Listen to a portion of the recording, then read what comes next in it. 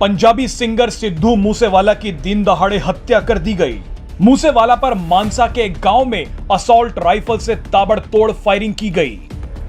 Firing में मूसेवाला की जान चली गई और 2 साथी जख्मी हो गए। आपको बता दें कि पहले दावा किया जा रहा था कि मूसेवाला पर AK-47 असॉल्ट राइफल से गोलियां चलाई गई हैं, लेकिन अब यह बताया जा रहा है कि मूसेवाला पर खतरनाक AN-94 असॉल्ट राइफल से हमला किया गया।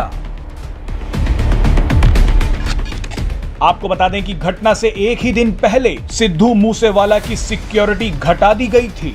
बताया जा रहा है कि गैंगस्टर लॉरेंस बिश्नोई के साथी और कनाडा में बैठे गोल्डी बराड़ ने सिद्धू मूसेवाला की हत्या की जिम्मेदारी ली है।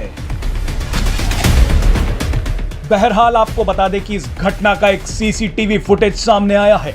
CCTV फुटेज में देखा जा सकता है कि सिद्धू मूसेवाला की गाड़ी जा रही है और उसका पीछा किया जा रहा है। इस CCTV फुटेज में असॉल्ट राइफल से चलाई गई गोलियों की आवाज रिकॉर्ड हो गई। ये वीडियो आप देखिए।